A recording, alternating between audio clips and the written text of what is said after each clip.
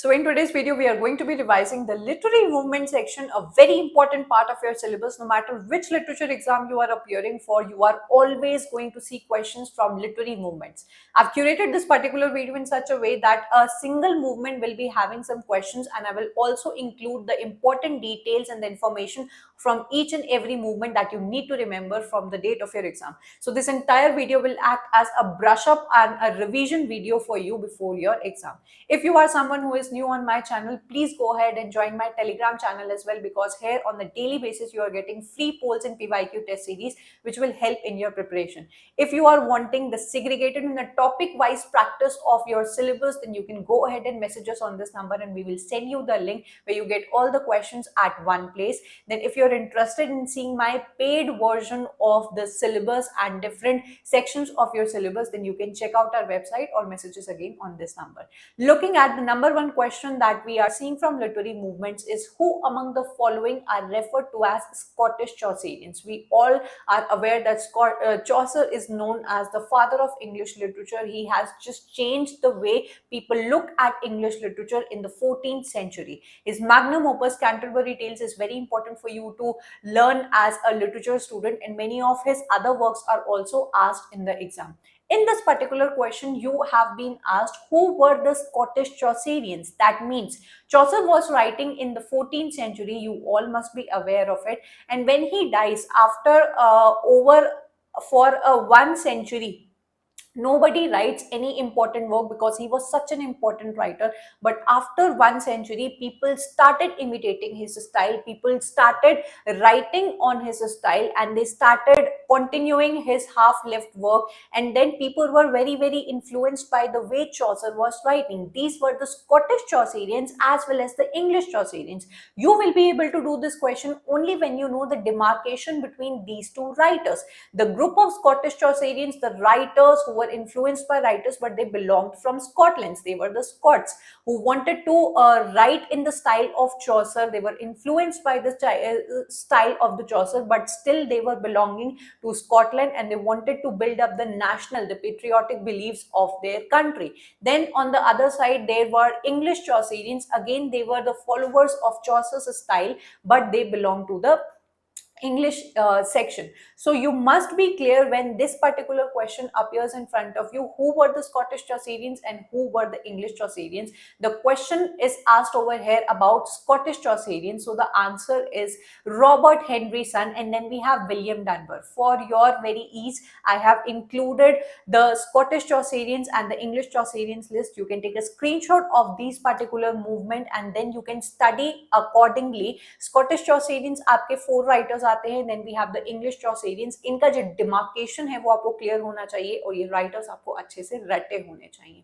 Next question that we see, moving from 15th to 16th century to 16th century and above that are our university wits. We all are aware that who were the university wits, what were their writing style, and in which universities did they go. University wits के बारे में हम लोग जब भी बात करेंगे, we will talk about the two major and the very renowned university, that is the Cambridge University and the Oxford University. Some very important playwrights and dramatists went to these university and they started writing in a very similar style. They were very proud about their going into very influential and sophisticated universities, and this was reflected in their work. They used to use very pompous kind of words. They used to write on the topics and themes of monarchy, aristocracy, and they did not used to write about very trivial topics which were not interested by the which did not interest the kings and the queens. So university wits have a very beautiful writing style, and it is also said that university wits were the one who paved the way for Shakespeare. Shakespeare has imitated a lot of the dramas, the comedies, the tragedies of these university wits, and he instantly got popular. One of the university wits, that is Robert Greene, took a fight with Shakespeare also and called him upstart crow as well, because he believed that he got famous plucking the feathers of their wings. Okay, so universe, talking about university wits, you must remember who were they. We have Christopher Marlowe, Robert Greene, and Thomas Nash. They belong to the university wits. I've also included the name of all the writers that belong to the university wits. That is your Christopher Marlowe, Robert Greene, and Thomas Nash. They went to the Cambridge University. Then we have Thomas Lodge, George Peele, and John Lilly, who belong to the Oxford University. Then we also include the name of Thomas Kidd. He did not go to any of the universities, that is the Cambridge or the Oxford University, but still we include him under the section of university which, because of his writing style, was very similar to these playwrights. So you must remember all the names, their writing style. Many questions have been asked from university which, तो आपका concept clear होना चाहिए. Next question that we can see on our screen is from the Four Humors, a kind of medical term that was taken by your Ben Jonson in his works, in many of his works, Every Man in His Humor. Then we have The Alchemist, Every Man Out of His Humor. So many of the works are there in which Ben Jonson has taken the concept of four humors. According to him, he believed that in a body you have four kinds of fluids that judge the character, and that character, the eccentricity of character, was shown by Ben Jonson in a very comic and a very satirical way in all his works. So here we are able to see four kinds of fluids, and you have to judge and tell कि कौन सा किससे match कर रहा है, कौन सा nature किसको ज्यादा आपको सूट करता है. कि ब्लड अगर है तो you have sanguine, then yellow bile, phlegm black bile, कि कौन मेलांकोलिक होता है, कि कौन ज्यादा आपका कोलरिक होता है. ये आपको अच्छी तरीके से क्लियर होना चाहिए. So I have included the answer, you can see over here. ये आपसे जरूर से क्वेश्चन पूछा जाता है, कई सारे लिटरेचर के एग्जाम्स में ये क्वेश्चन आपसे पूछा जा चुका है. Then we have very important movement, that is the metaphysical writers writing in the 17th century. They were famous for writing conceits in their work, for the use of conceits and a lot of literary devices in their work. Their writing was very complex, not easily understood by anyone. They used to compare too many dissimilar things, and their writing, as I told you, was very complex. Mostly they talked about the platonic love and the philosophical topics and the religious topics. When you compare metaphysical writers with the cavalier writers, which is going to appear, you are going to see a stark difference between the two. The metaphysical writers believed in the writing of religious topics and the philosophical topics, whereas when you see the cavalier writers, they were writing about the love and the lust and the physical love, and they were very much influenced by the seize the day topic, that kal kisne dekha hai, whatever we have is today, so why not enjoy. So metaphysical writers were one who were very much famous for their conceits and their religious and philosophical themes. You have to remember this. Which among the following is a set of metaphysical poets? You must remember all the names. We have John Donne, Henry Vaughan, and Andrew Marvell. There is a more number of list that is a part of metaphysical writers. Please comment me down below. When you comment down, you will also be revising, and anyone who reads down your comment will be able to revise through your comment all the names and the list of the metaphysical writers. Next question that we seen is again related to metaphysical writers, because this was very important. Samuel Johnson's use of the term metaphysical in a piece of criticism was, you all must be aware that metaphysical writers were one such writers who received a lot of appreciation for their writing as well as a lot of criticism. When I talk about criticism, Samuel Johnson and John Dryden were the ones who did not like the kind of poetry they were writing, though they appreciated their singular style, their unique style, because metaphysical writers were the intellectual writings.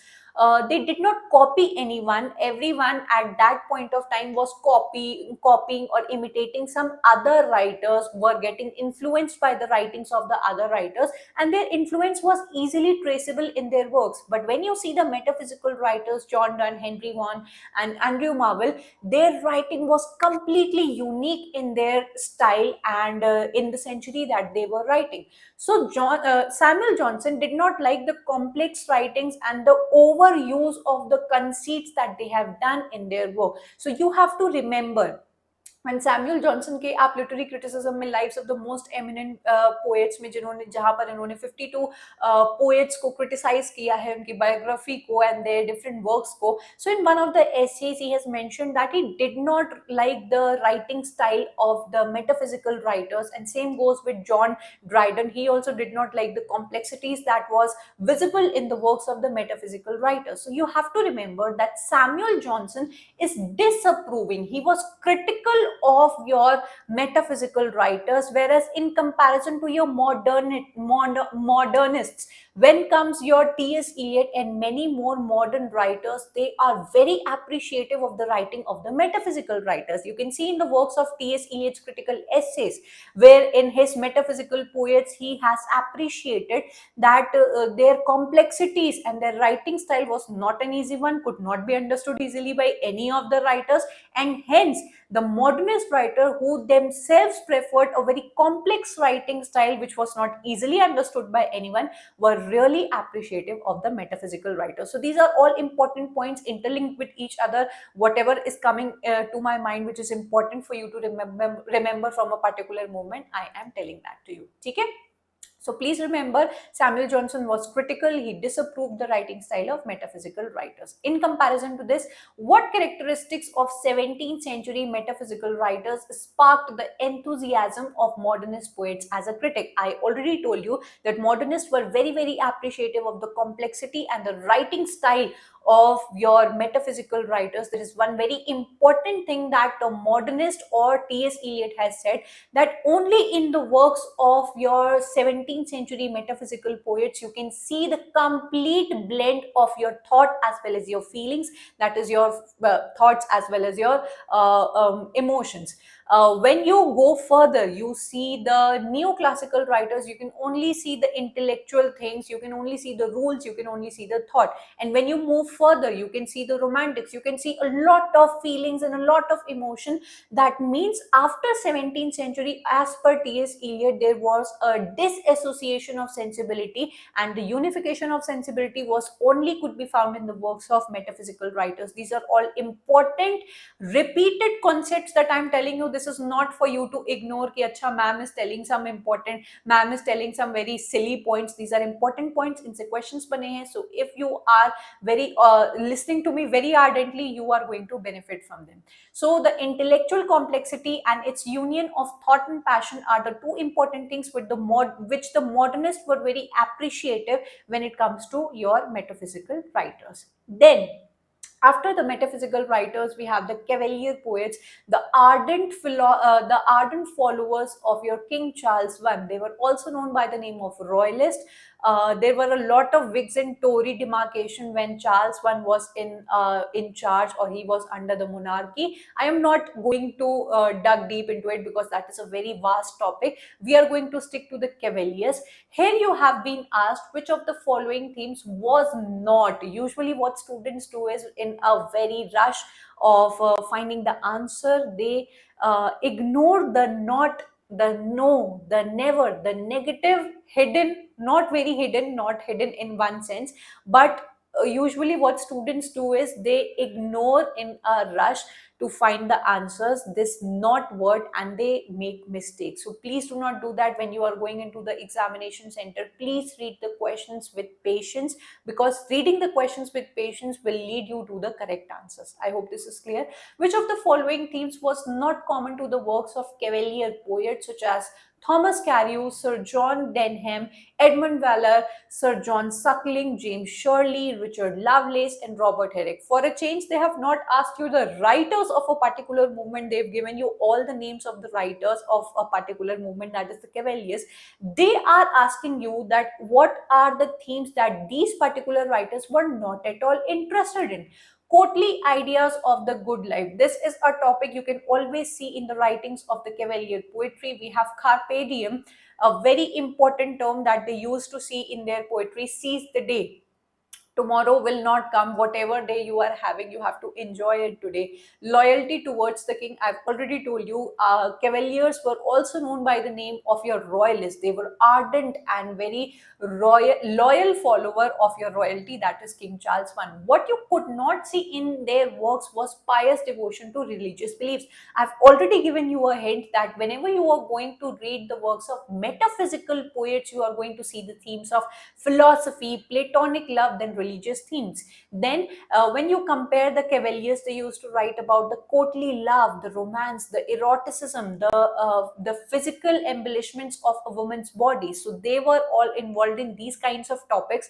This you have to remember. Okay, I hope things are getting clear to you and you are getting a lot of other information as well. Do let me know your feedback, whatever you are feeling while listening to this video. Your feedback values a lot for me. Okay, who among the following was not a member of the Scriblerus Club? When we are looking at literary movements, there are certain movements by the name of Kit Kat Club. We have Scriblerus Club. Then when you go to the modernist era, you will see Rhymers Club as well. We have Transcendentalist Club. These were a group of some writers who were not associated with a particular movement, but their writings were similar. They used to meet at some coffee shops or some particular movement and particular restaurants, and that is why they are not known by the name of a movement and by the name of a club. When we talk about Scriblerus Club, these are very famous group of satirists that you can see. And here the question is asked from you that who is not a part of your Scriblerus Club? We have Joseph Edison. To give you additional information, Joseph Edison was a part of your Kit Kat Club, and all the other members that we can see as Thomas Parnell, Alexander Pope, John Gay, we have Albert Nord, we have your Jonathan Swift, also a part of your Scriblerus Club. These were the very we can say cruel kind of satirists who used to satirize on each and every important folly that was going on in their society, whether in politics. They used to mock and they used to satirize their contemporaries. Whatever wrongdoings that they used to fight at the moment that they were writing, they used to satirize them, and very cruelly they used to satirize them in their works. Okay. Next question that we can see is arrange the following groups of poets in their chronological sequence in relation to the English literary history. Now, you are always going to see such kind of questions where not a single movement is asked from you, but a group of 4 or 5 movements will be asked, where you will have to place them according to their appearance of the chronology. So, you must remember the dates that are associated with a particular movement. We have the Imagist poets, Cavalier poets, movement poets, and your Lake poets. So the number one poet that we can movement that we can see is the Cavalier, that happened to be we saw in the 17th century. After moving from them, we see the Lake poets, who were a group of writers that come under the Romantic movement. We have Coleridge, we have Southey, and we have Wordsworth under Lake poets. And then you can see the Imagists, who were a part of the modernist movement, who were writing works that used to evoke a kind of imagery in the part of the readers. They were very famous. After images, you have the symbolist movement as well, and lastly we have the movement poets. So you must be aware of the centuries that is associated, or when these particular movements have appeared in your English literature. Okay. Next question that we see, this is my most favorite question for a reason, because the way this particular question is framed gives you a lot of information. Which of the following is not a school associated with Romantic period? Whenever you are going to see Romantic period, you must be aware of the first generation Romantic writers, second generation Romantic writers. The first generation were your Wordsworth, of course. We have Coleridge, we have Southey. In the second generation, we have Keats, we have Shelley, and then we have Byron. Ironically, these two movements, being a part of a single Romantic movement, were always in a state of fight, either with some publisher, with some particular magazine, or amongst themselves. So the question asks from your very good question, that which particular movement is not associated with your Romantic movements? The answer is your fireside movements. Fireside movements have, or the fireside school has nothing to do with Romantic writers, because they were a group of American writers which were also famous by the name of classroom poets and the schoolroom poets. So, taking this particular movement out, let me talk about the other movements that are a part of your romantic movement. Lake School, as I already told you, were a derogatory name given to the group of your Coleridge, Wordsworth, and Southey, who were living at some point of time at Lake District in England.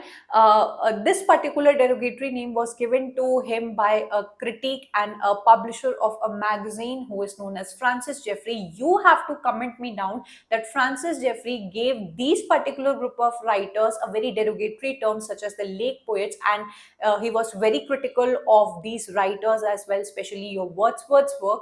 And in which particular magazine has he criticized them? So you have to comment me down the name of the magazine and the date where it was published. Moving forward, we have the Satanic School, where the two writers of our romantic movement only, that is the Southey and Byron, were in a fight with each other. The Vision of Judgment and A Vision of Judgment were the two works, were the critical works in which they were attacking each other. Again, you have to comment me down and tell me the Vision of Judgment belongs to whom and A Vision of Judgment belongs to whom. Then we have the Cockney School of Poetry, where Keats and Leigh Hunt were again criticized for their use of for their writings in poetry. So all these particular movements or school are related with your romantic movement. I hope this is clear. Identify the fireside poets. As I already told you, these were a group of writers who were prevalent in the American era, in the American continent. They were the schoolroom poets or the classroom poets. They used to write about the patriotic feelings, the nationality, and very moral kind of topics.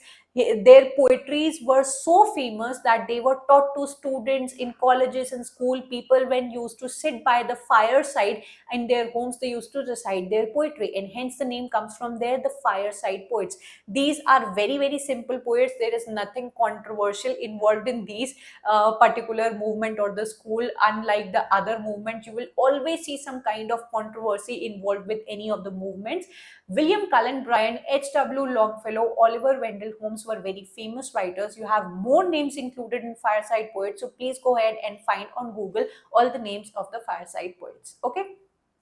Who among the following were associated with the Pre-Raphaelite Brotherhood? 1848 is the name you must be aware when you are talking about Pre-Raphaelite Brotherhood. These were a group of your writers, painters, sculptors who were not, we can say that, abiding the rules of the Royal Academy in which they were already going. The kind of paintings they were expected to make, the kind of strokes they were expected to make, the kind of colors they were expected to use, they were not at all, you can say, okay with those kind of style, and hence they found their other style which was pre the Raphael. Raphael was a very famous painter, so they went ahead and found a movement along with a lot of group and painters, sculptors, writers who were writing in a very different kind of style, and a lot of controversy is involved regarding their works as well.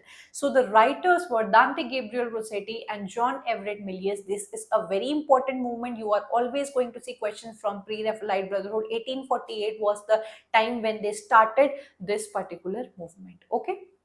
From the following writers who are known as magic realism, who are known for magic realism. Now, this you must be aware is a sub topic of your greater topic or a greater movement which we know by the name of realism. Realism was a very famous movement who were very, very critical of the sentimentalism and the over emotional portrayal in the works or in the era of your Victorian writers or your specifically romantic writers. Realists believe that when you are writing a particular work, you should not ornamentalize them, you should not over embellish them with the use of different kind of words. You should not idealize your world, saying that the world is so beautiful, world should be seen from this particular eye, or the nature is so beautiful. They were of a belief that you should show us the reality of the world, the reality of the working class people. What are the struggles that each and every person on daily basis is going through?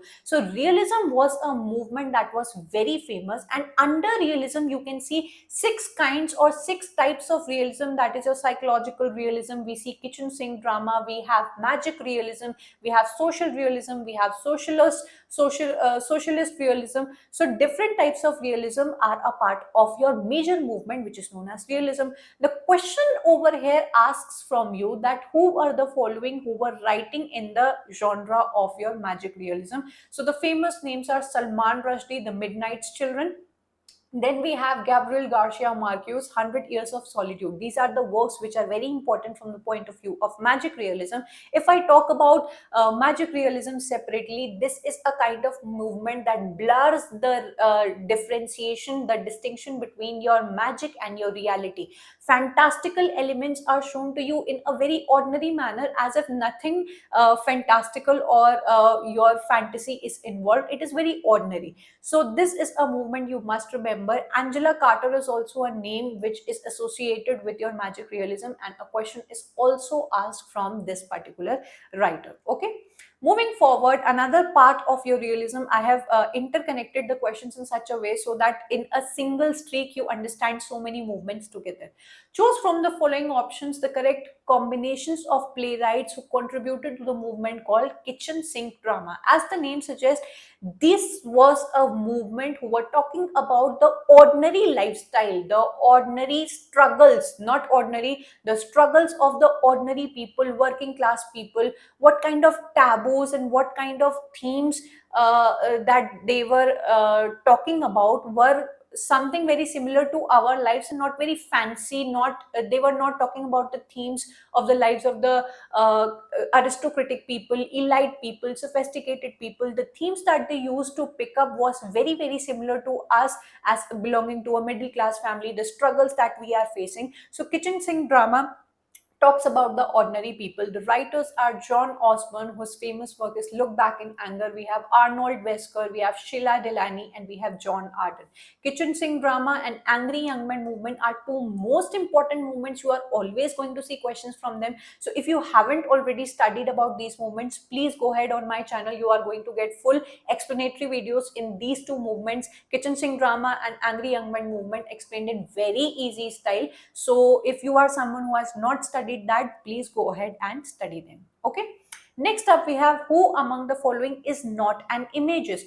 Imagism and symbolism are the two movements which confuse a student a lot. Imagism is different and symbolism is different. When I talk about symbolism, the symbolist writers were one who wanted to write their work in a very complex style. They wanted to evoke deeper levels of meaning through their poetry, and hence when you are going to see the works of the symbolists, that is our W.B. Yeats and T.S. Eliot, you are not going to understand their poetry in one go. Take up the poetry of T.S. Eliot, that is The Wasteland. You will not be able to understand in a single go his poetry, because a lot of allusions, a lot of references, a lot of metaphorical devices have been used in his poetry, because he was a symbolist. In comparison to your images for those poets who were very critical of the difficult and complex writing style which used to confuse a particular reader, and hence a movement was made by Ezra Pound, Amy Lowell, and T.E. Hume, where they focused more on the easy, clear, concise writing style. Their poetry were very short. You can see the poetry of Ezra Pound, which is famous, and many times question has been asked from his particular poetry in a station road, in a station metro, something like that. Please see the exact poetry where the poetry has only two lines. Very clear and concise imagery they used to evoke. They used to use very short words, easy words, easily understood by any of the readers. So here the question is, who is not an imagist? W.B. Yeats is not an imagist, he is a symbolist. So from this particular question, you get to know about both the symbolist movement and the imagist movement.